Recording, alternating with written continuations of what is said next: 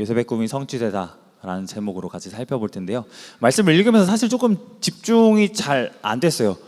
왜냐하면은 이제 여러분이 연극을 했던 이유는 이 말씀에 대한 집중도를 높이기 위함이었거든요.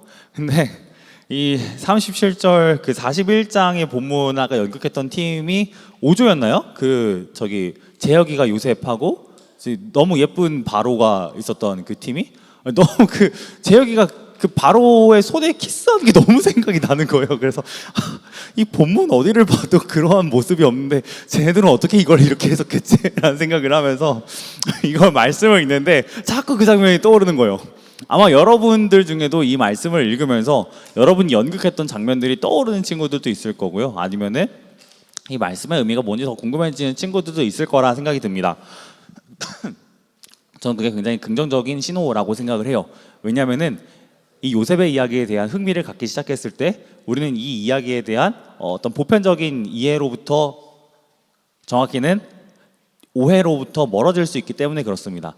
여러분이 주일학교를 오래 다니셨다면, 여기서 주일학교는 왜 애기들 있잖아요. 이 애기들이 교회를 다니는 그때부터 해서 지금의 중등부에 이르기까지 여러분이 교회를 다니셨다면은 요셉의 이야기를 안 들어봤을 리가 없습니다. 그리고 요셉의 이야기를 들었을 때 여러분은 대부분 이렇게 들었을 거예요. 꿈을 꾼다라는 것은 하나님께서 앞으로 내 삶에 크게 뭔가를 하실 만한 그러한 놀라운 비전을 갖는 거야.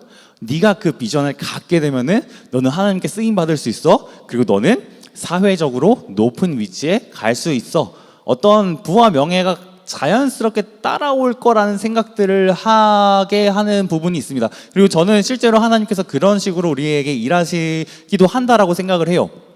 이건 부정할 수 있는 이야기는 아닌 것 같습니다. 그러나 요셉의 이야기를 읽었을 때 누구나 가질 수 있는 꿈은 아닌 것 같아요. 그리고 우리는 연극을 통해서, 그리고 지난 몇 주간의 설교들을 통해서 요셉의 삶이 그렇게 막 평온하지만은 않았네? 라는 것도 봤습니다.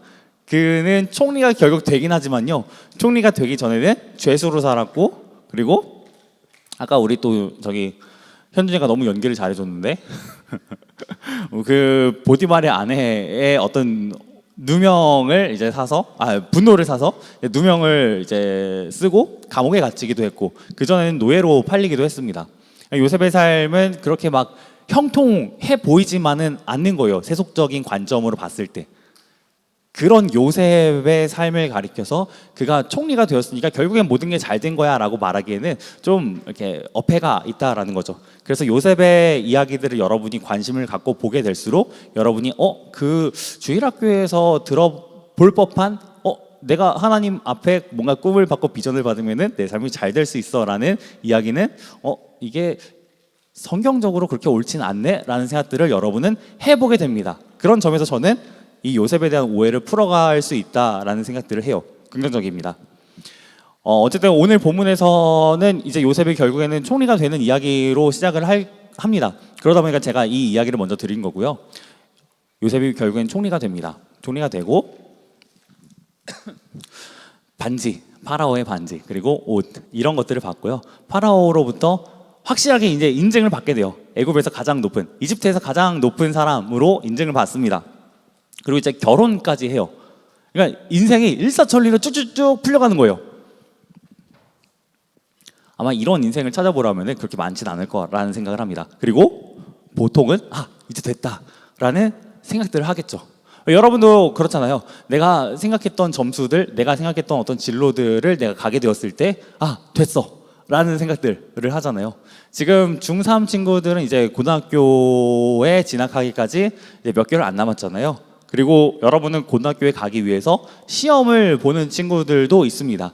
그 시험을 앞둔 지금 여러분이 바라는 거는 시험에 패스하는 걸 거예요. 만약에 여러분이 시험에 패스한다면 여러분은 행복할 겁니다. 근데 여러분, 거기서 여러분의 인생이 끝나나요? 그렇지 않죠. 혹시 궁금하다면 선생님들께 물어보세요. 끝나나요, 인생이? 아니요. 수능이 있고요. 그리고 대학교에 가서 시험을 계속 보고요. 심지어 남자애들은 군대도 가야 돼요.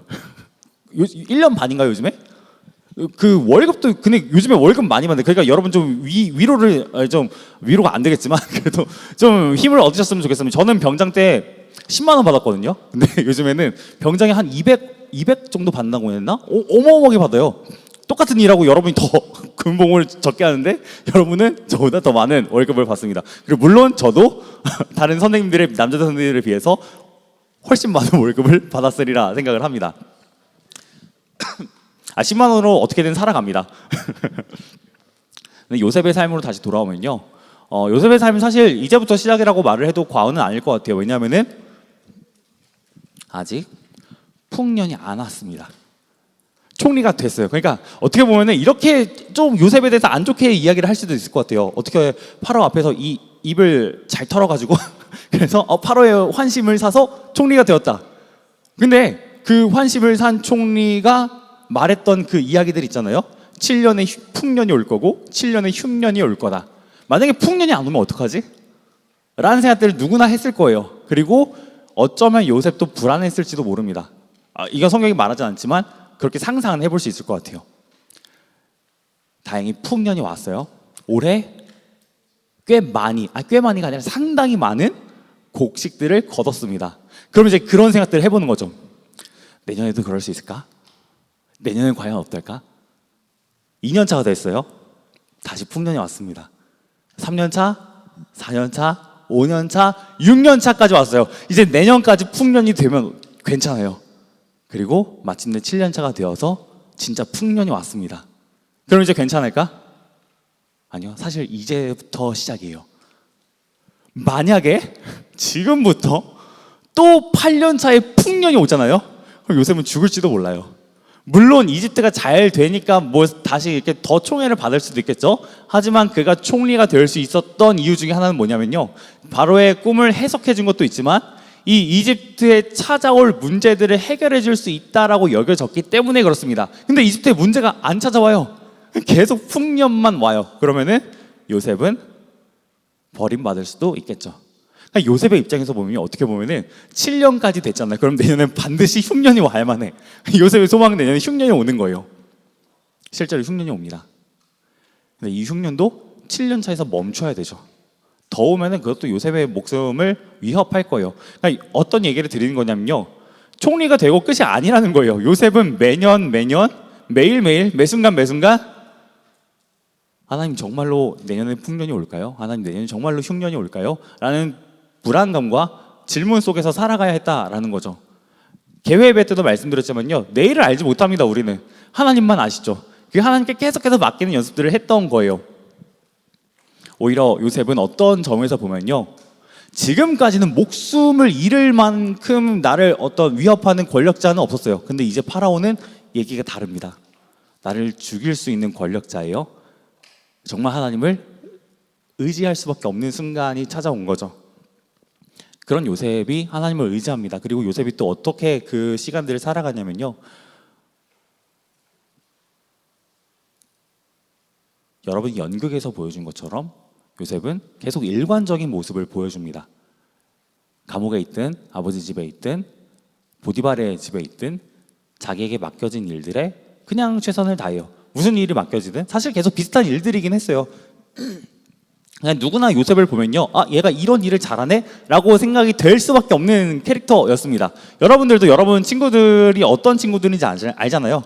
여러분 친구들의 성격을 알고 얘가 뭘 잘하는지 알고 얘를 뭘 못하는지, 뭘 좋아하고 뭘 싫어하는지 여러분은 어느 정도 알고 있습니다.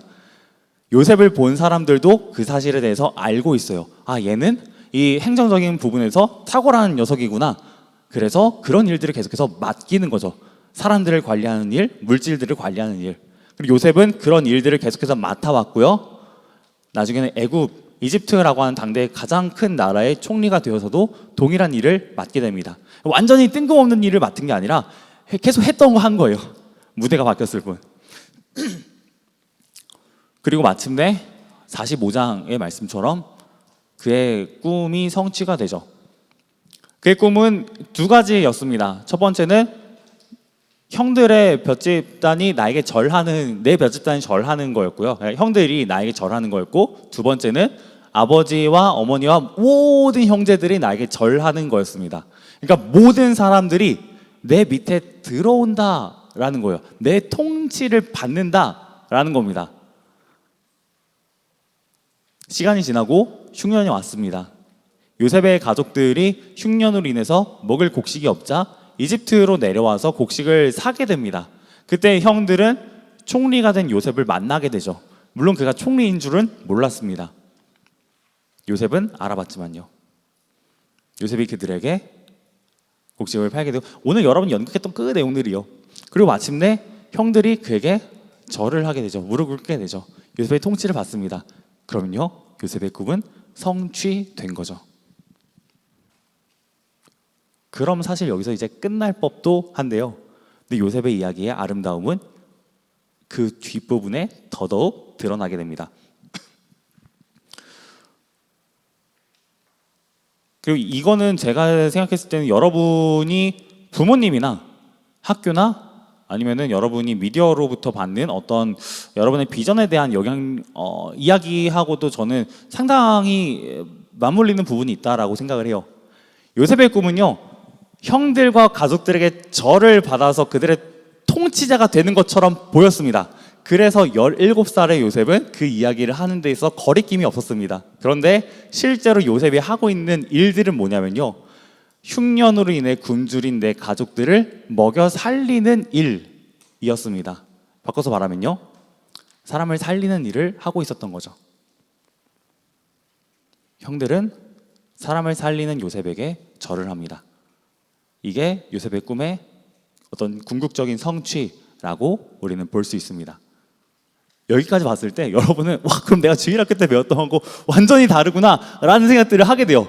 주일학교 때 배웠던 요셉의 이야기는요, 그냥 요셉이 꿈꾸고 뭔가 잘 해고 잘 나서 요셉 혼자 잘 살아가는 듯한 느낌이었거든요. 그리고 그동안 그를 무시했던 모든 사람들, 그의 원수들이 다 절하고 그의 어떤 통치를 받고 더 이상 그에게 함부로 할 수 없는, 내가 굉장히 높아지는 그런 꿈처럼 보여졌습니다. 근데 실상은 그렇지 않은 거죠. 요셉이 하고 있는 일들은 전부 뭐냐면요, 결국 가난한 사람들을 먹여 살리는 거예요. 그들을 계속해서 구원해내는 일들을 요셉은 하고 있습니다. 이게 요셉의 꿈의 성취이죠. 그리고 우리는 이 지점에서 하나님께서 요셉에게 이 일을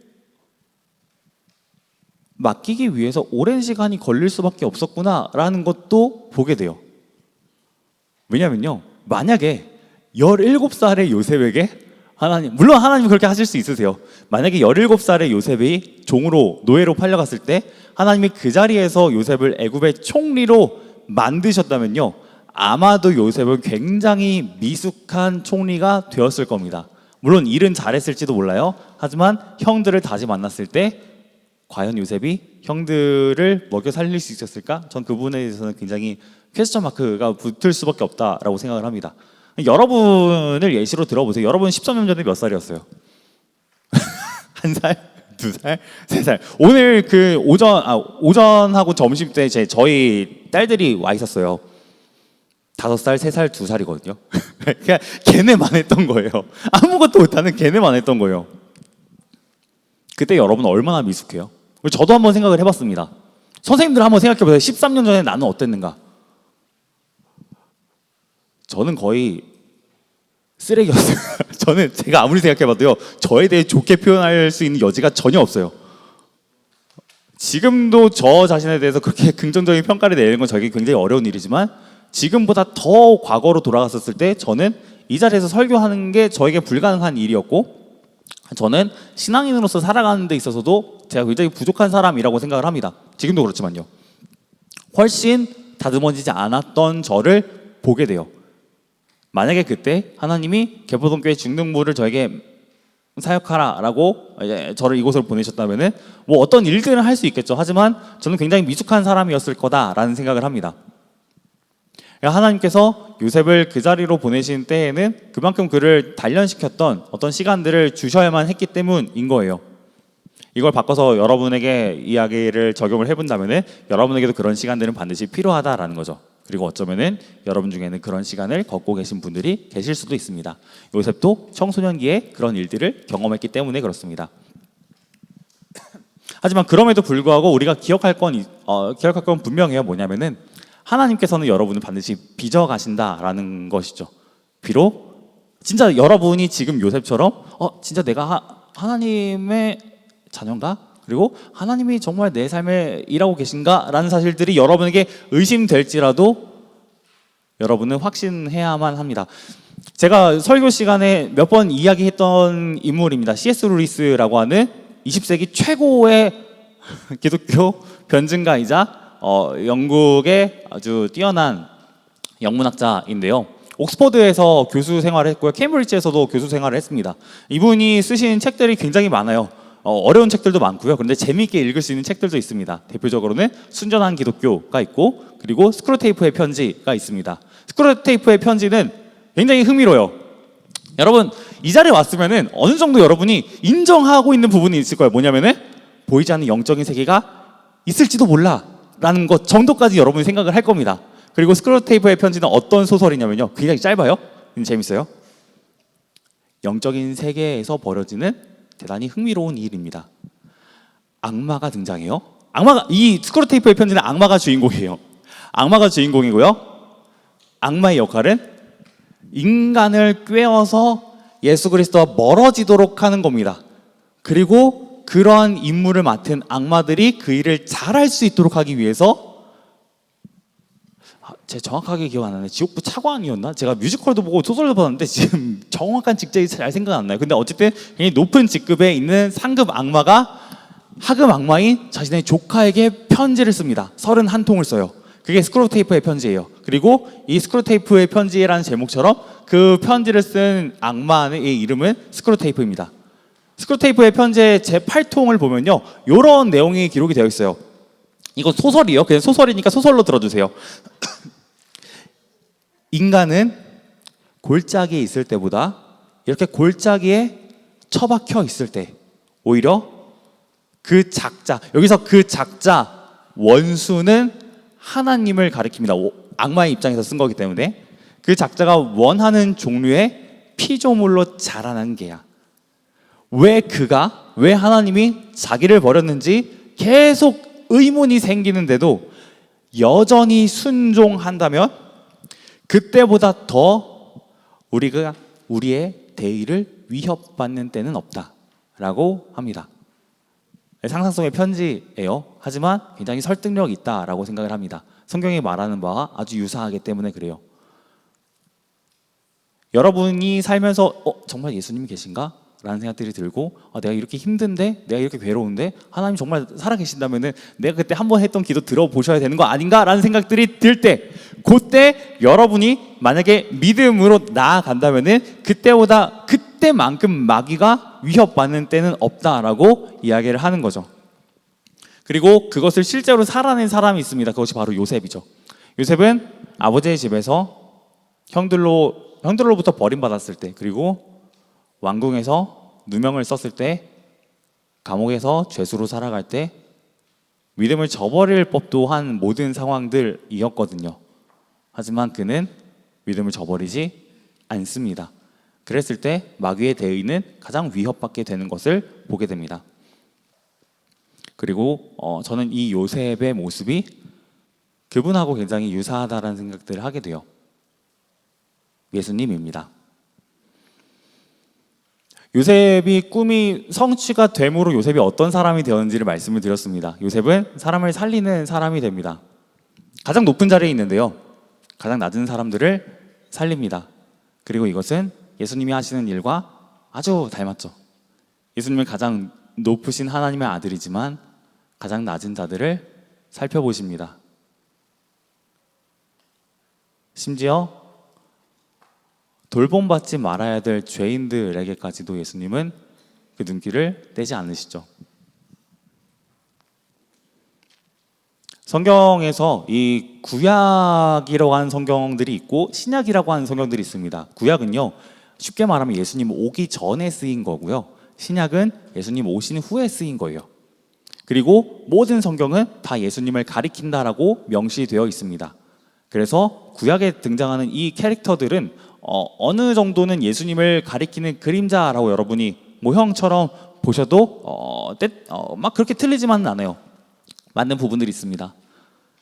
이걸 바꿔서 말하면요, 이 사람들이 보여주는 그 어떠한 선한 모습들, 아름다운 모습들도 예수님이라는 원형을 이겨내지 못한다. 그러니까 예수님 안에서 우리는 더 발견할 수 있다라는 거죠. 한 가지 예를 들면은 여러분 집에 가족 사진이 있는 친구들은 가족 사진을 보면서 부모님의 젊었을 때를 볼 거예요. 그리고 여러분의 어렸을 때를 볼 겁니다. 여러분 그 사진 보면은 딱 알지 않으세요? 나는 누구 닮았는지? 아빠 닮았다. 나는 진짜 저기 미국인이 와서 봐도 우리 아빠 닮았다고 말할 수 있다. 아빠 닮은 친구가 그렇게 많진 않네. 나는 진짜 죽어도 엄마 닮았다. 난 지금 목사님한테 보여줄 수 있다. 엄마 닮았다. 손을 안 드는 친구들은 뭐죠? 혼란이 오는 아니, 좀 섞여 있는 거겠죠. 되게 신기한 게 애들은 얼굴이 계속 바뀌더라고요. 그래서 저도 제 딸들이 저를 닮았다고 생각을 했었는데 어느 순간에는 저희 아내를 닮아 있고 또 다시 돌아와 있고 이런 것들을 보게 됩니다. 애들은 부모를 닮습니다. 이거는 분명한 사실이에요. 여러분은 예수님을 닮아가겠죠. 그리고 그냥 단순히 하는 역할만 바뀌진 않습니다. 그 사람의 성품이 바뀌는 걸 보게 돼요. 요셉의 삶은 굉장히 고통스러웠습니다. 감옥에 억울하게 갇혀서 죄수로 살아갔던 그의 삶은 언제 끝날지 모르는 이 괴로운 고통들은 그를 너무너무 힘들게 했죠.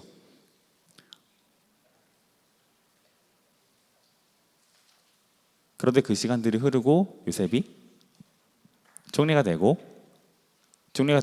여전히 불안하고 두렵지만 자신에게 맡겨진 일들을 감당했을 때 요셉에게 두 아들이 생깁니다. 이름 혹시 뭐였는지 기억나세요? 요셉의 두 아들? 예수님 말고 에브라임 그리고 므낫세. 혹시 뜻도 아세요? 죄송해요. 너무 많은 걸 기대했죠. 에브라임, 번성, 므낫세, 잊게 하다. 네, 맞습니다. 저도 지금 순간 헷갈렸는데 맞아요.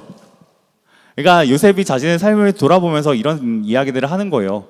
내 아들을 낳았을 때 하나님 나를 번성하게 하고 계시고 또 내 아들을 낳았을 때 하나님 나의 그전의 고통들을 잊게 하신다라고요.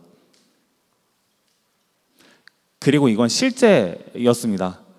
요셉이 형들을 다시 마주했을 때 그는 이전의 고통들을 잊었습니다. 그리고 형들에게 자기가 할 수 있는 최선의 것들을 내어주죠.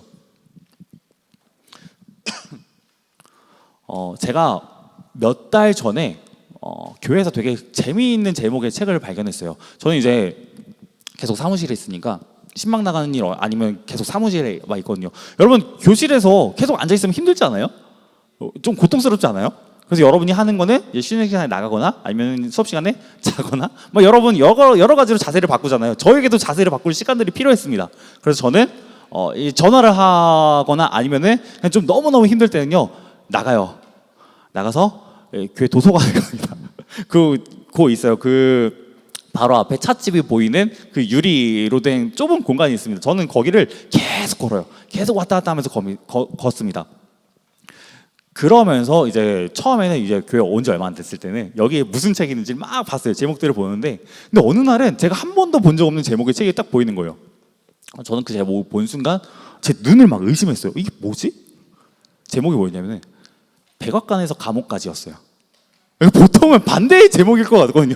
감옥에서 백악까지 그거 되게 아름다운 이야기 같잖아요. 근데 백악관에서 감옥까지 이건 무슨 책이지? 대체 무슨 이야기를 하고 싶은 건지 라는 생각들을 하면서 이제 집어봤습니다. 근데 집으면 좀 후회했어. 왜냐면 좀 무거웠거든.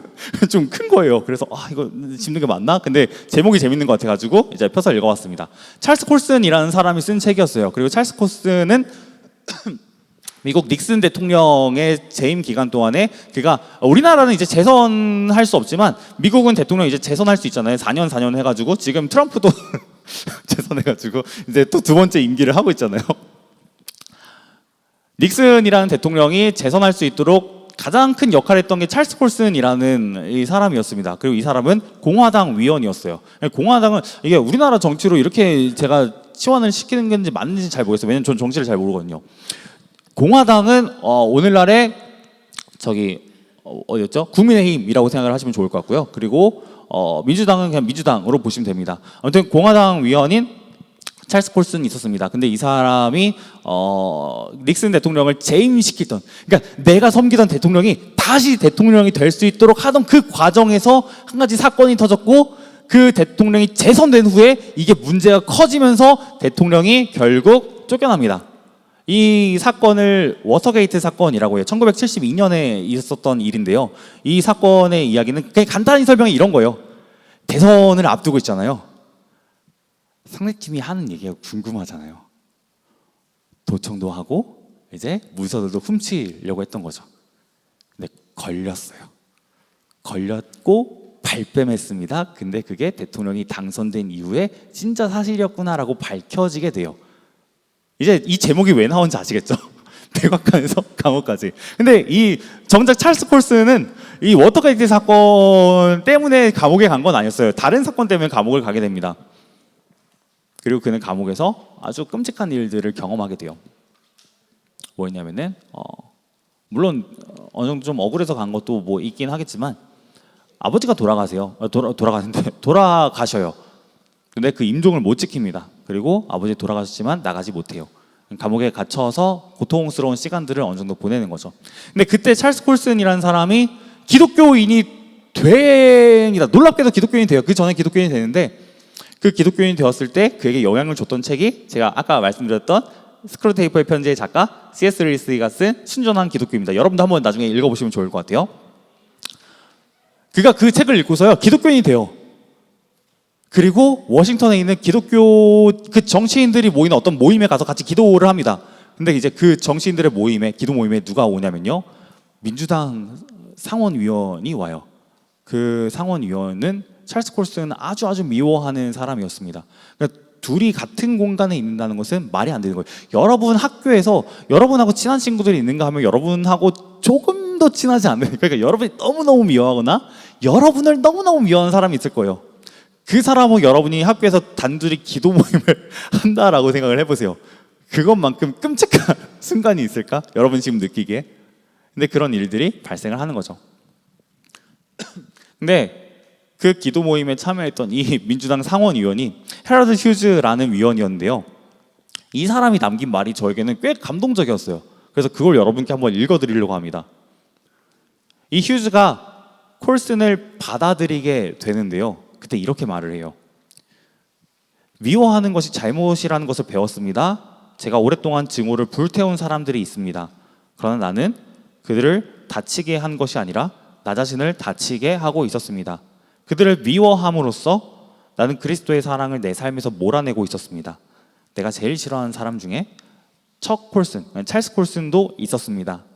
그러나 이제는 우리가 그리스도 안에서 같은 헌신을 했기 때문에 나는 그를 내 형제로서 사랑합니다. 내 생명, 내 가족, 내가 가진 모든 것을 걸고 그를 신뢰할 것입니다. 이런 이야기를 남겨요. 그리고 그는 실제로 계속해서 찰스 콜슨에 대한 어떤 애정을 표현합니다. 나와 완전히 다를 뿐만 아니라 저 사람이 잘 되면 내가 잘 될 수가 없는 그러한 관계 속에 있는 사람이 잘 되기를 바라는 유일한 이유가 뭐였냐면요, 저 사람이 예수 그리스도 안에서 나와 한 가족 되었음을 믿기 때문에 그렇습니다. 그를 용서할 수 있게 된 거죠. 그리고 이건 요셉의 이야기도 적용이 됩니다. 왜냐면요, 요셉이 형들을 만났을 때 요셉은 형들에게 어떤 변화가 일어나고 있다라는 사실을 이제 감지하기도 했기 때문에 그래요. 물론 그가 변화된 것도 있지만 그는 자신이 변화된 것과 함께 형들도 변화되고 있구나라는 것을 봤습니다. 어디서 그랬냐면요, 아까 그 유다역 맡았던 친구가 누구였죠? 내가 대신 갇혀 있겠습니다라고 유다역을 맡았던 루다요? 뭐 이름도 비슷하네. 루다가 이제 맡아줬잖아요. 유다라는 캐릭터는 원래 어떤 캐릭터였냐면요, 굉장히 비열하고 더러운 캐릭터예요. 괜한 말하는 게 아니라 진짜로 그래요. 유다는 정말로 본보기로 삼아서는 안 되는 사람입니다. 자기 아빠랑 아주 똑같아요. 선한 게 하나도 없는 사람이에요. 그런데 그런 유다가 변합니다. 그리고 어디까지 변하냐면요, 자기 동생을 위해서 나를 내어줄 정도로 변하게 돼요.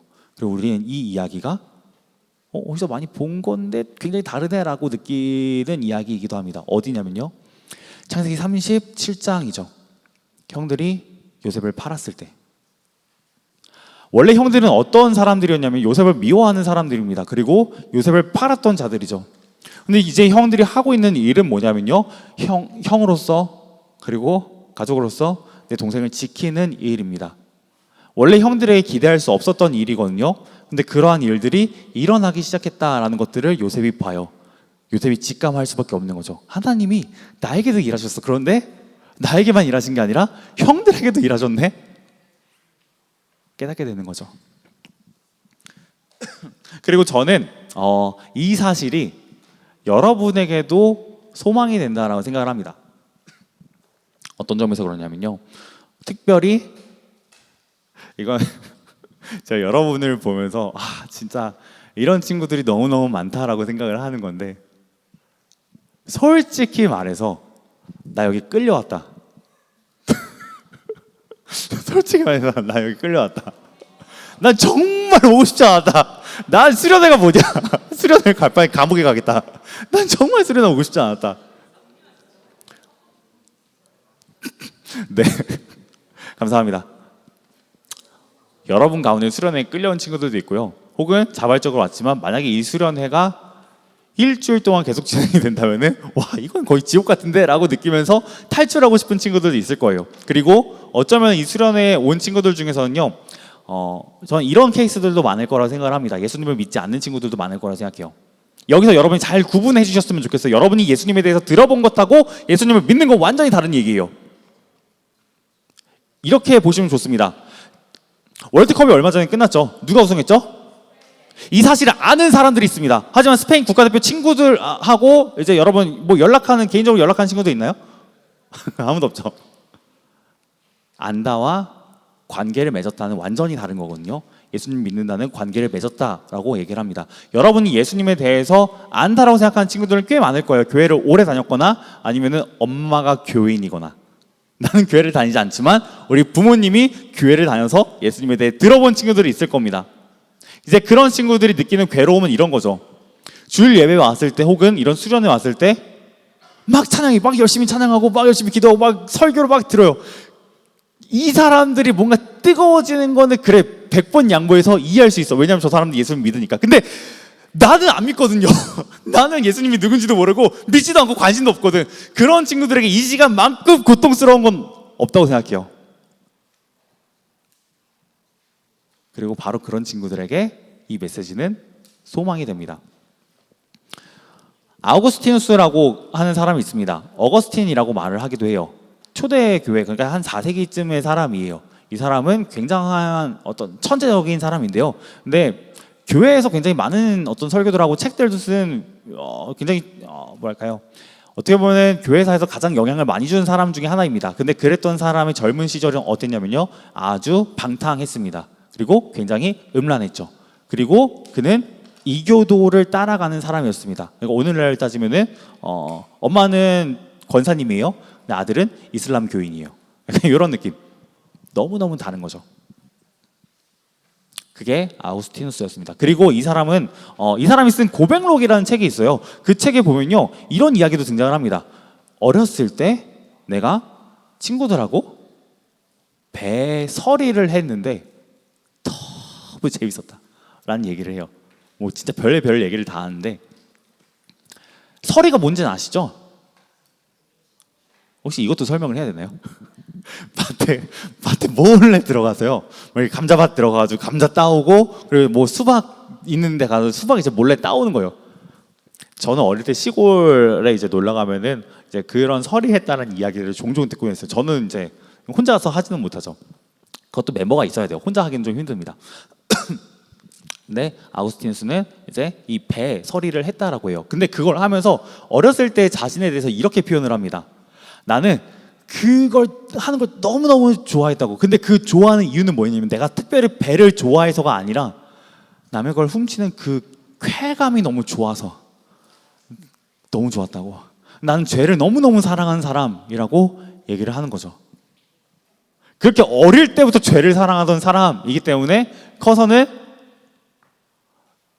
음란해지고 문란해지고 방탕해지고 자신의 지적인 모든 능력들을 이교도의 학문들을 배우는데 다 사용하게 됩니다. 그러면 여러분, 사실 이 인생은요, 과연 하나님하고 친해질 수 있을까? 라는 퀘스천 마크를 붙일 수밖에 없어요. 이런 인생이 예수님하고 친할 것 같아요? 아니에요. 이런 인생이 예수님하고 과연 친할 수 있을까? 전 그렇지 않다고 생각해요. 엄마가 권사님인 게 문제지. 엄마가 교인이기 때문에 이 아들을 위해서 계속 기도는 합니다. 여러분하고 상황 비슷해요. 여러분들 중에서도 부모님 교회 다니는 친구들 많잖아요. 제가 이번에 수련회 준비를 하면서 좀 놀랐던 게 있어요. 뭐냐면요. 여러분의 교적이라는 게 있어요. 그 교적을 보면은 보통 가족 정보가 나오거든요. 가족 정보가 안 나온 친구들이 너무너무 많은 거예요. 그 이야기는 뭐냐면은 우리 교회에 나 혼자 다녀요라는 이야기입니다. 그럼 저는 여러분이 혼자 다니는 줄 알았어요. 근데 여러분의 부모님이 우리 교회를 다니시는 경우들도 제법 있었고요. 그리고 여러분의 부모님이 다른 교회를 다니시는 경우들도 꽤 있더라고요. 그러니까 여러분, 그리고 심지어 우리 교회 지금 수련회 처음 온 친구들도 그래요. 여러분이 교회를 처음 나왔든 아니면 정말 오랜만에 나왔든 여러분의 부모님은 교회를 다니는 사람들의 확률이 대단히 높습니다. 그리고 여러분은 그렇기 때문에 예수님에 대한 이야기는 들어봤을 거예요. 하지만 엄마가 믿는 예수님이지 내가 믿는 예수님은 아닌 거죠. 그랬을 때 여러분은 예수님에 대해서 알긴 하지만 믿는 건 어렵습니다. 그리고 믿는 사람들이 모인 자리는 불편해요. 집이야 뭐 엄마니까 편하게 있을 수 있죠. 엄마가 나한테 뭐 예수님 얘기하면 그냥 듣고 흘리면 되죠. 근데 여기서는 흘리는 게 쉽지 않아요. 심지어 핸드폰도 뺏겼어요. 너무 고통스러워. 금단 막 와. 여러분 너무너무 힘들어요. 근데 예수님 얘기는 아직 끝나려면 멀었어요. 뭐 어떡해. 여러분 수련회 왔는데 들어야죠. 그런 입장에서 봤을 때 여러분에게 이 시간은 꽤 힘들 수도 있습니다. 하지만 저는 이 시간이 사람이 할 수 있는 일은 없고 하나님 하실 일들이 가득하다라고도 생각해요. 아니 그렇게만 확신합니다. 왜냐하면 아구스티누스에게 그런 일이 일어났기 때문에 그래요. 어느 날 그가 어느 정도 사색에 빠졌을 때 한 노래 소리를 듣게 됩니다. 톨레레게라는 어떤 그런 노래, 어린애들의 노래 소리 같은 거였는데 그게 이제 라틴어로 말을 하면은 이제 집어서 읽어라 뭐 그런 거예요. 그래서 그가 여러분도 교회 안 다니는 친구들도 집에 성경책 하나쯤은 있잖아요. 집어서 펴서 읽습니다. 그리고 그 말씀 앞에서 그는 완전히 무너지게 돼요. 그가 폈던 말씀은 로마서 말씀이었고 자신의 죄를 지적하는 말씀이었습니다. 그 이후로 아우구스티누스는 회심하게 되죠. 사람이 어떤 계기로 회심하게 될지는 아무도 모릅니다. 그는 그런 방식으로 회심했고 다른 사람은 다른 방식으로 회심을 합니다. 중요한 건 뭐냐면요, 예수님과 전혀 친해 보이지 않는 사람에게 예수님은 포기하지 않고 말을 건네신다라는 거죠. 그리고 그 사람들을 바꿀 수 있는 것은 예수님밖에 없다라는 겁니다. 저는 이게 소망이라고 생각을 합니다. 이 자리에 있는 여러분에게 예수님에 대해서 이야기하는 것은 쉬워요. 제 전공이기 때문에 쉽습니다. 그리고 저는 이 전공을 매주 더 이제 발전시키려고 노력을 하고 그 발전시키려고 노력하는 것 중에 하나가 뭐냐면 스크립을 안 보는 거예요. 여러분 연극할 때 어땠어요? 대본 없는 친구도 어땠어요? 발발발 떨리지 않았어요? 다음 대사 뭐지? 다음 내가 어떻게 치고 들어가야 되지? 그래서 대사 계속 까먹고 다른 친구가 계속 알려주고 심지어 여기 어디 뒤에서 선생님은 쟤 좀 도와줘 봐 이런 애처로운 목소리도 들었습니다. 저는 보통 주일에 30분 설교를 하거든요. 근데 이 스크립트를 안 봐요. 여러분 아시겠지만 잘 안 봐요. 안 보는 이유는 여러분을 봐야 되거든요. 여러분 안 보고 제가 이걸 보잖아요. 이걸 보고 이걸 읽고 있는 순간 여러분 다 땅이 같이 떨어져요. 그리고 제가 눈을 들었을 때 여러분 더 이상 저랑 눈을 마주치지 않습니다. 알기 때문에 저는 계속 여러분 쳐다봐요. 물론 저도 가다가 딴 길 간다 느끼면요 봐야 돼. 그리고요 저도 종종 까먹으면 봐야 돼요. 근데 저는 웬만하면 보지 않아요. 여러분 계속해서 보려고 합니다. 까먹었어요. 아구스티누스라는 사람이 수많은 죄를 지었고 죄를 사랑했음에도 불구하고 용서를 받았다면 여러분에게 소망이 있는 거예요. 내가 예수님을 만날 수 있다라는 소망이요. 그리고 저는 그 소망을 받은 사람들에게 하나님께서 이런 식으로 일하신다는 것을 좀 이야기를 드리려고 합니다. 제가 몇 주 전에 설교하면서 여러분한테 수련회 가서 여러분 이거 좀 설명드릴게요 했던 게 있어요. 뭐냐면 소명, 비전, 사명입니다. 이거에 대해서 좀 간단하게 설명을 좀 드릴게요. 소명은 뭐냐면요, 부르신 거예요. 그러니까 부르신 그 자리인 거죠.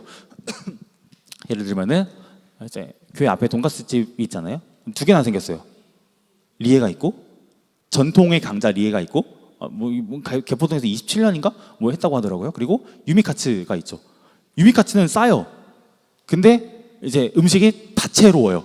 그래서 다양한 걸 먹고 싶다 하면은 리에카츠를 가면 됩니다. 하지만 난 죽어도 돈가스 파다 하는 친구들은 리에를 가시면 됩니다. 제가 먹어보니까 돈가스는 뭔가 리에가 제 개인적으로 좀 더 맛있었던 것 같아요. 하지만 조금 더 비싸죠. 만약에 제가 여러분의 리에로 불러요. 그럼 그건 소명입니다. 재혁이를 제가 리에로 부르잖아요. 그러면은 이건 재혁이에게 주어진 소명이에요. 아멘 해야지. 아니에요. 재혁이에게 주어진 소명이에요. 그리고 여기서 사명은 뭐냐면요. 재혁아 왔니? 자 들어. 재혁에게 돈가스 100개를 맡기는 거예요. 그리고 재혁아 자 이걸 갖고 중등부실로 가서 배고픈 영혼들에게 이걸 주거라. 이게 사명입니다. 그럼 여기서 비전은 뭐냐면요. 이제 재혁이 안에 생겨나는 마음인 거죠. 아, 목사님 나에게 이 100개의 돈가스를 주셨구나. 나에게 이렇게 귀한 사명을 주셨구나. 그렇다면 내가 이 돈가스를 흔들지 않고 안전하게 빠르게 친구들에게 나눠줘야겠다라는 그 마음이 이제 그에게 비전이 되는 거죠. 여러분이 살면서 소명, 사명, 비전에 대한 많은 이야기들을 들어봤을 거예요. 하지만 이렇게 구분하시면 좋습니다. 소명은 부르신 자리예요. 여러분 학생으로 부르신 그 자리고요. 자녀로 부르신 그 자리라고 여러분 이해하시면 좋을 것 같아요. 사명은 거기서 여러분이 해야 될 일인 거죠. 비전은요. 그 일을 여러분이 어떤 꿈을 갖고 바라보느냐인 것 같습니다. 어떤 동기로 여러분이 그 일을 대하느냐. 그리고 저는 이런 맥락에서 여러분이 갖고 있는 꿈들을 다시 한번 더 돌아보셨으면 좋겠어요. 요셉의 꿈에 대해서 오해하게 되었을 때 세 가지 방식으로 보통 오해를 하게 됩니다. 첫 번째는요, 복수예요.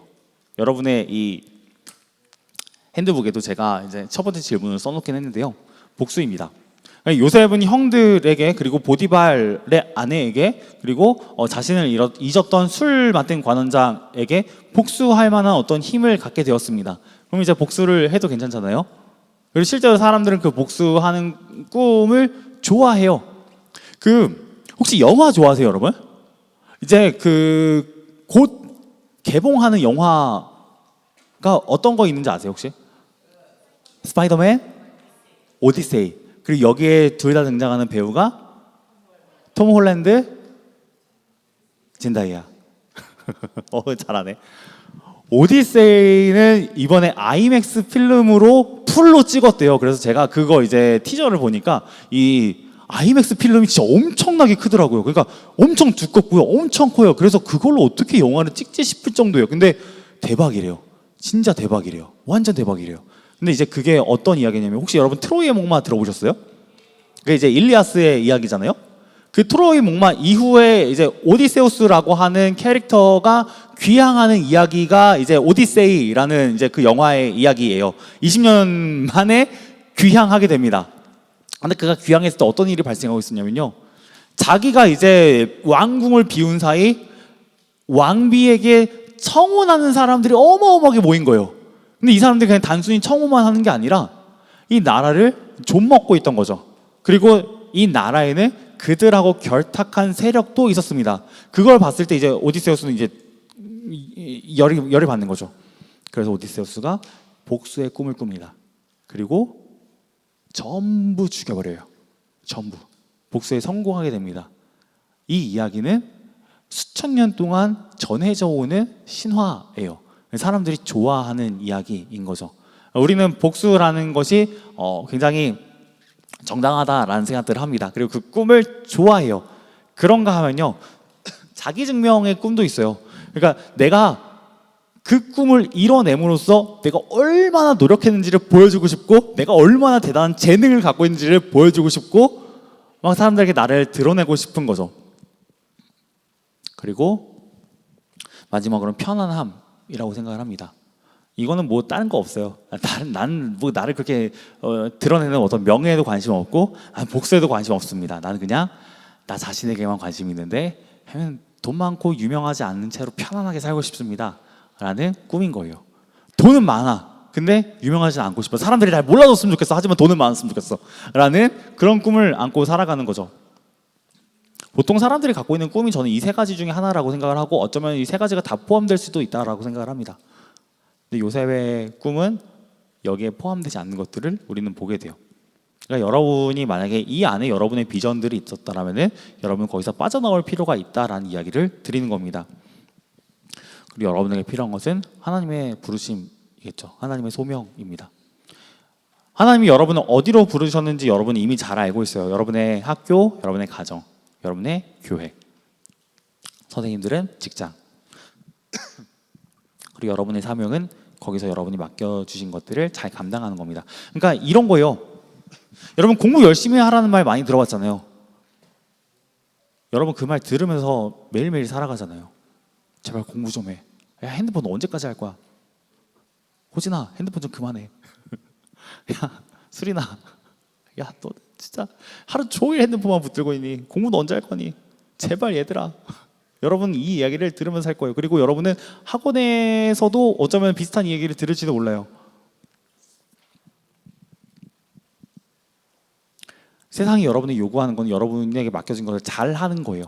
근데 이건 성경에서도 말합니다. 잘 하라고요. 요셉은 실제로 잘 해내거든요. 여러분 진짜 잘해야 돼요. 그 이야기를 여러분이 집에서만 듣는 어떤 잔소리를 들을 필요는 없습니다. 여러분 실제로 공부를 열심히 해야 돼요. 그리고 아마 이 대목은 부모님이 제일 좋아하시는 대목일 거라 생각합니다. 교회에서도 저런 얘기를 해주는구나. 교회에서도 우리 애들한테 공부하라는 얘기를 해주는구나. 드디어 하는구나. 근데 이제 여기서 달라지죠. 여러분이 공부를 해야 하는 이유가 완전히 다르기 때문에 그래요. 여러분이 공부를 해야 되는 어떤 그 비전에 대해서 짧게 설명을 좀 드리겠습니다. 여러분이 공부를 해야 되는 이유는 요셉의 타임을 통해서 좀 볼 수 있어요. 여러분이 공부를 해야 되는 이유는요, 여러분이 잘 먹고 잘 살기 위함보다는 여러분이 누군가를 살리기 위함이라고 여러분이 기억해 주시면 좋을 것 같습니다. 그리고 이것은 대단히 어려운 일이에요. 정말 어려운 일이에요. 여러분이 살려야 될 사람들 중에는 여러분이 미워하는 사람들도 포함되어 있기 때문에 그렇습니다. 그래서 대부분의 사람들이 포기하고 싶죠. 근데 아마 여러분이 포기하고 싶어도요, 이거는 여러분이 사는 세상이 좋아하는 꿈일 거예요. 지금 시대를 가리켜서 이제 AI 시대라고 하잖아요.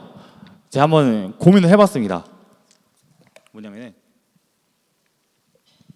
과연 이 AI 시대에서 요셉이 살아간다면은 뭐가 풍년이고 뭐가 흉년일까? 근데 이걸 또 AI한테 물어보는 건 참 웃긴 것 같은 거예요. 그래서 골똘히 고민을 했어요. AI 시대에서 뭐가 우리에게 7년의 풍년일까? 의학적으로 봤을 때 여러분의 병을 고칠 수 있는 확률이 높아집니다. 여러분의 부모님, 여러분의 조부모님, 여러분 친구들이 어떤 문제를, 병을 알고 있을 때 그걸 고칠 수 있는 확률이 높아져요. 그건 좋은 점이겠죠? 그리고 여러분은 원하는 지식들을 쉽게 습득할 수 있을 거예요. 문제를 풀다가 잘 이해가 안 가. GPT한테 물어봐. 혹은 제미나이에 물어봐. 그러면은 답을 잘 해주죠. 그리고 기술적인 발전은 계속해서 빨라질 거고 여러분이 이걸 더 많이 누리게 될 거예요. 그리고 이거는 조금 희소식일 수도 있는데요. 여러분의 노동은 줄어들 가능성이 높습니다. 여러분의 일하는 시간은 점점 줄어들지도 몰라요. 그럼 반면 흉년은 뭘까? 흉년은 뭐 이런 거겠죠. 이제 AI랑 비교했을 때 나는 비교가 안 된다는 걸 깨닫기 시작하는 거예요. 와, 글짓기도, 그리고 사람들에게 공감해 주는 것도, 말도 AI가 더 잘하네. 나중에 이제 피지컬 AI가 좀 더 발전하면은 와, 뭐 나는 운동선수인데 AI가 나보다 운동을 훨씬 더 잘하네. 이제 점점점 나의 어떤 부족함들을 보게 되겠죠. 놓고 싶은 마음들도 들게 될 거예요. 그리고 여러분은 훨씬 더 심각한 개인주의를 경험할 겁니다. 왜냐하면은 여러분의 깊은 고민들을 AI에게 털어놨을 때 너무너무 쉽게 친절하게 대답을 해주거든요. 다른 사람들을 섬길 필요를 못 느끼게 됩니다. 여러분을 섬기고 있는 AI. 제가 이 클로드랑 챗GPT를 주로 써요. 근데 있을 때마다 느끼는 건 뭐냐면요, 얘네가 너무 친절해요. 여러분한테도 그러지 않으세요? 제 것만 그러진 않을 거잖아. 너무 친절해요. 뭘 하든 너무 이렇게 말을 예쁘게 해요. 존댓말을 하고요. 그리고 칭찬을 많이 합니다. 그래서 저는 얘가 칭찬해 줄 때 굉장히 불안해요. 얘가 또 무슨 감언이설을 하는 걸까? 라는 생각들을 합니다. 믿을 수 없죠. 그리고 부의 격차는 점점점 심각해질 거예요. 훨씬 더 심해질 거예요. 잘 사는 집들은 계속해서 더 잘 살겠죠. 하지만 그렇지 않은 집들이 이 사다리를 올라가는 것은 점점점 어려워질 겁니다. 그리고 AI가 우리를 섬기고 있기 때문에 다른 사람을 섬길 필요를 느끼지 못하게 돼요. 그런 시대에서 누군가를 섬기는 사람이 된다는 것은 훨씬 더 가치 있게 됩니다. 이걸 우리는 이집트에서 볼 수 있어요. 요셉이 총리로서 그 자리를 계속해서 할 수 있었던 이유는 뭐 하나님이 그를 지키셨기 때문이기도 하지만요, 저는 사람들이 그에게서 이 모습을 봤을 거라고 생각을 합니다. 우리를 섬기는 총리, 제일 높은, 왕 빼고 제일 높은 자리거든요. 근데 그 자리에 앉은 사람이 다른 사람들을 하대하거나 짓누르거나 복수하지 않습니다. 자기 혼자 잘 먹고 잘 살려고 애쓰지도 않아요. 우리를 섬깁니다. 어떻게 하면 우리가 먹고 살 수 있을지를 고민하죠. 그리고 그 답을 제시하고 그걸 실현해냅니다. 요셉은 섬기는 사람입니다. 그러니까 뭐냐면요, 풍년이 오고 흉년이 올 거예요. 여러분과 제가 살아간 시대에도 계속해서 그런 것들은 반복이 될 겁니다. 근데 그때 우리에게 정말로 필요한 건 뭐냐면요, 풍년 좋죠, 흉년 위험하죠. 하지만 가장 필요한 건 뭐냐면은 섬겨주는 존재인 거예요. 그리고 그 섬겨주는 존재는 누구에게나 사랑을 받습니다. 그리고 누구에게나 섬김을 받습니다. 근데 문제가 있어요. 뭐냐면요, 계속 이제 이 자리에서부터 우리에게 찾아오는 문제는 뭐냐면요, 여러분들 중에 크리스천이 겪고 있는 문제예요. 아까는 이제 비신자들이 올 수 있는 메시지를 던졌잖아요. 여러분들 중에서 나는 기독교 신앙을 갖고 있어라고 확신하는 친구들이 있을 거예요. 나는 예수님을 만났고 예수님을 믿어. 난 예수님을 아는 정도가 아니야. 난 예수님의 사랑을 경험해봤고 그분이 내 죄를 용서해 주시는 것을 느껴봤고 그분의 아름다움과 영광을 보았고 그분이 다른 존재와 다르다는 사실을 경험했으며 나는 그분을 확신해. 물론 내 믿음은 흔들리지. 그러나 난 그분이 살아계시다는 것을 알아 라고 느끼는 친구들이 분명히 있을 거예요. 하지만 그 친구들이 느끼는 공통적인 문제는 뭐냐면요, 내가 믿는 예수님에 비해서 나는 믿음이 너무 약해 예요. 예수님은 살아계신 걸 알겠지만 믿지만 난 믿음이 너무 약해. 이게 우리의 문제인 거죠.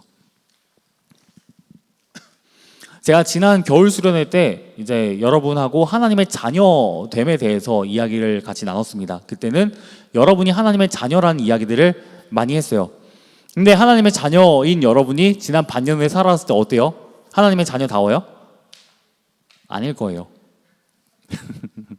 아무도 아닐 거예요. 혹시 네 라고 생각하는 친구들 다시 한 번 더 고민해봐요. 아마 지금 졸려서 그럴 수도 있어요. 졸려서 잘못 생각하는 걸 수도 있어. 다시 한 번 진지하게 고민해보세요. 내가 정말 하나님의 자녀가 맞나? 아니요. 여러분 너무너무 많은 죄를 졌어요. 그런 여러분에게 어떻게 우리는 하나님의 자녀로 살아갈 수 있을까?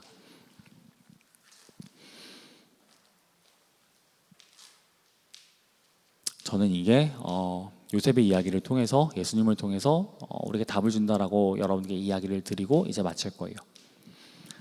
아브라함부터 요셉까지 오면서 우리는 반복되는 죄들을 봤습니다. 뭐냐면요, 다른 사람을 속이는 거예요. 아브라함이 속였던 건 뭐냐면요, 내 아내가 내 누이입니다 라는 거였어요. 그리고 파라오 앞에서, 그리고 이삭도 똑같은 죄를 짓습니다. 내 아내는 내 누이예요. 나 살겠다고 내 아내를 팔아먹은 거죠. 그리고 야곱도 비열했습니다. 그는 훨씬 더 많이 속였죠. 아버지도 속이고 형도 속이고 외삼촌도 속이고. 아브라함의 집에서는요, 아브라함 혼자서만 속인 줄 알았는데 아브라함의 아들도 손자도 계속 속이는 죄들을 반복해요. 죄가 끊어지지 않는 것을 보게 됩니다. 그리고 이건 여러분의 삶에도 마찬가지예요. 여러분이 짓고 있는 죄 있잖아요. 그거 한 번 지은 거 아닐걸요? 여러분이 짓고 있는 수많은 죄들이요, 그거 한 번 지은 거 절대 아닐 거예요. 여러분이 이전에 그 죄를 지어본 경험이 있고 그 죄가 주는 즐거움도 경험해봤습니다. 재밌어요. 죄 좋아요. 그래서 못 끊어요. 누군가를 욕하는 거요, 누군가를 미워하는 거요, 못 끊어요. 왜요? 좋거든, 재밌거든. 뒷담을 깐다고 하죠. 보통 뒷담을 한다라고 표현하지만 이제 좀 더 세게 말할 때 뒷담을 깐다라고 말을 하죠. 뒷담을 깔 때 다른 사람의 잘못을 크게 이야기하면서 여러분이 증명해내고 싶은 건 뭐냐면요, 나의 의로움입니다. 난 그런 사람이 아니야. 난 잘못한 게 없어. 쟤는 문제야. 쟤는 저게 문제야. 그리고 여러분은 거기서 희열을 느낍니다. 그리고 누군가 받아쳐줄 때 있잖아요. 같이 동조해줄 때, 와, 야, 너도 그렇게 해, 나도 그렇게 해. 내 말이 맞았네? 여러분은 훨씬 더 기뻐하게 돼요. 이게 잘못이라는 사실을 알아도요, 못 멈추는 이유는요, 그게 재밌기 때문에 그래요. 그렇죠, 재혁아? 지금 재혁이가 한 200번 끄덕였어요. 즐거워요. 죄는 여러분에게 즐거움을 줍니다. 그러니까 여러분이 짓고 있는 죄는요, 한 번만 지을 수 있는 게 아니에요. 계속 짓고 싶고 앞으로도 계속 지을 거예요. 끊어내기 힘들다는 거죠. 근데 그 아브라함 가문에 속이는 죄를 누가 끊어내냐면요, 이 요셉과 유다가 결국 끊어내죠. 요셉은 형들을 용서할 내므로 그의 집안 가운데 있었던 죄의 문제들을 끊어냅니다. 그가 속였던 것은 애굽의 총리라는 사실을 보여줬을 뿐이고, 그는 자신의 정체를 밝히고 형들을 구원해냅니다. 유다는 자기 동생을 살리기 위해서 자신을 희생하면서 그동안 아버지와 할아버지들이 보여줬던, 나를 살리기 위해 다른 사람을 희생시켰던 그들의 모습하고는 다른 모습을 보여줍니다. 죄가 끊어질 수 있다는 것을 우리는 보게 돼요. 그리고 이건 예수님이 여러분에게 하시는 일입니다. 예수님이 여러분이 하시는 일이에요. 물론 이렇게 생각할 수도 있어요. 전 예수님 믿는데 죄가 안 끊어져요. 죄가 안 끊어지는 게 아니라 여러분이 그냥 계속 유혹을 받고 있을 뿐이에요.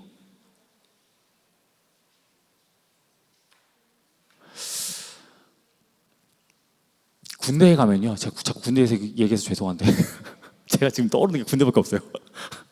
이게 병이에요, 병. 최루탄을 먹는 훈련을 합니다.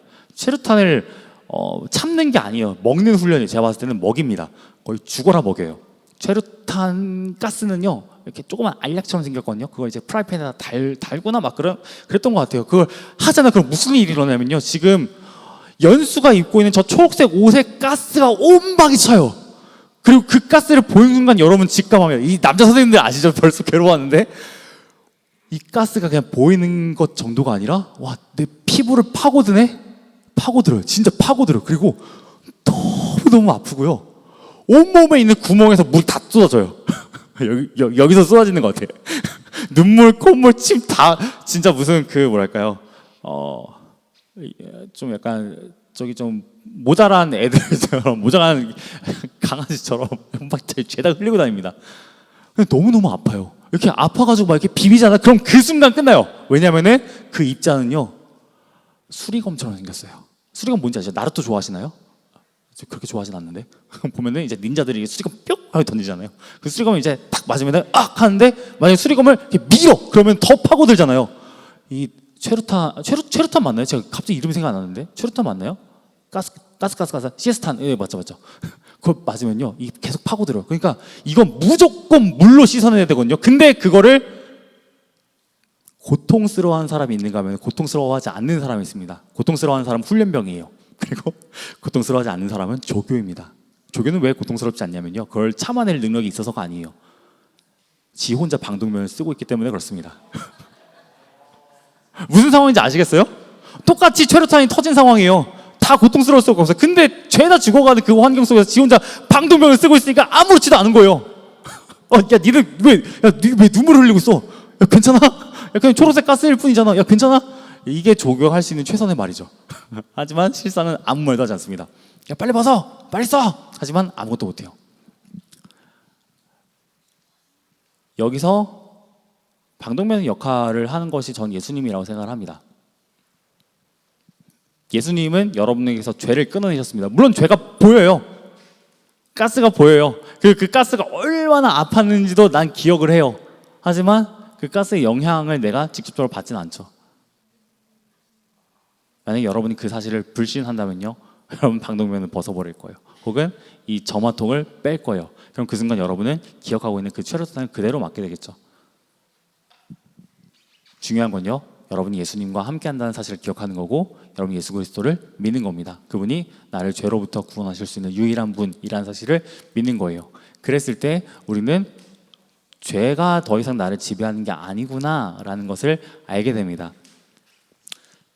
그리고 여러분은 지금 여러분에게 찾아온 어떤 괴로움들에 대해서, 죄의 유혹에 대해서 이겨낼 힘들을 얻게 되죠. 그 죄의 유혹이 뭔지 전 정확하게 알지는 못합니다. 여러분 힘들게 하는 게 뭔지도 사실 잘 몰라요. 어떤 친구들은 공부라는 사실은 알고 있어요. 사실 어느 정도는 알아요. 학업이 너무너무 힘든 친구들도 있고요. 그리고 장래에 대한 두려움이 큰 친구들도 있습니다. 친구들과의 비교에서 불안한 친구들도 있어요. 그리고 관계에서의 어려움을 겪는 이들도 있습니다. 끊어지지 않는 죄, 그리고 어떤 친구들은 내 자신이 너무 작고 초라해 보여요. 견디기 힘들 만큼. 다른 무언가로 나를 채워보려고 하지만 잘 채워지진 않아요. 그랬을 때 여러분에게 사명으로 학업이라는 게 주어져도 이걸 감당하는 건 힘들어요.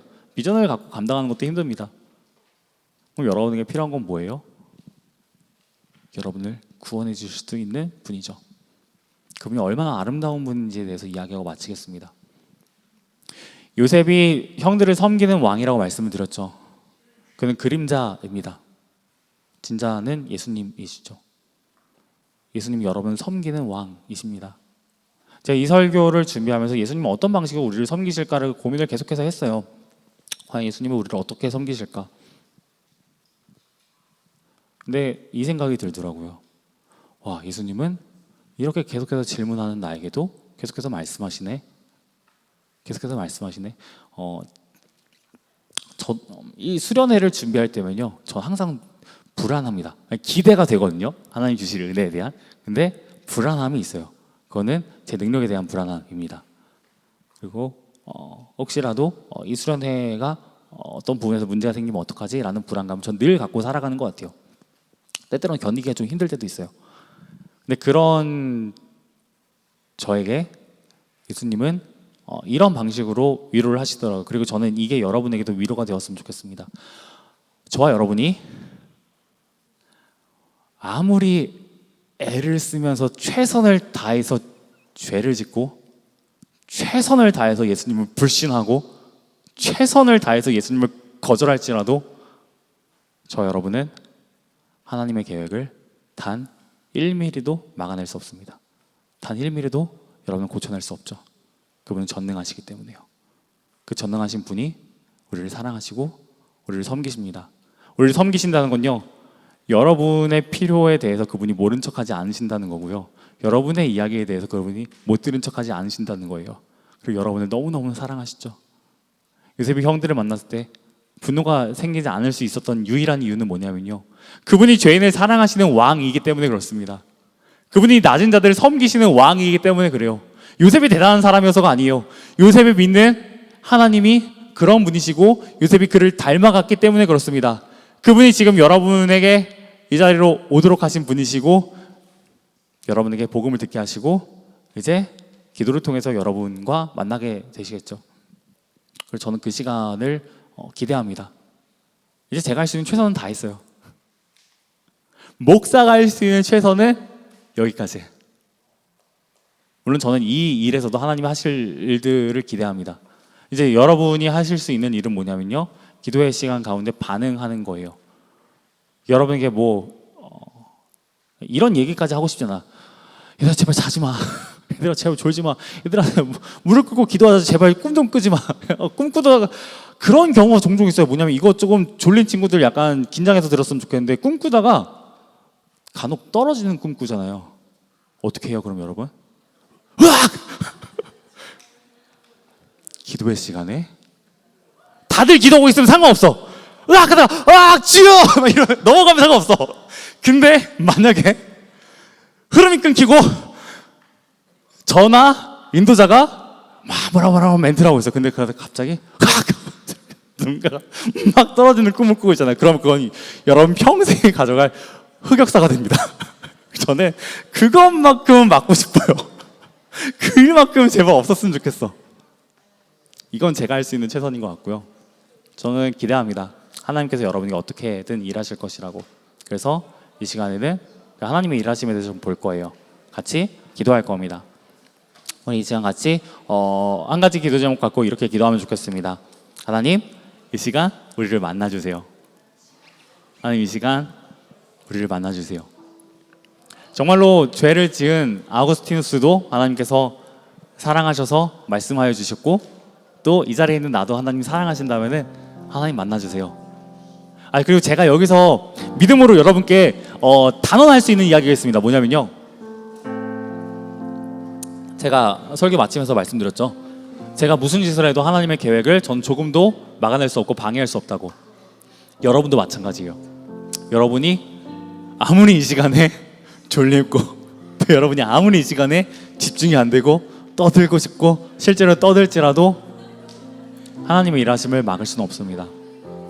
그리고 저는 이 밤에 우리가 그러한 은혜들을 경험할 거라 확신합니다. 이 시간 같이 기도하도록 하겠습니다.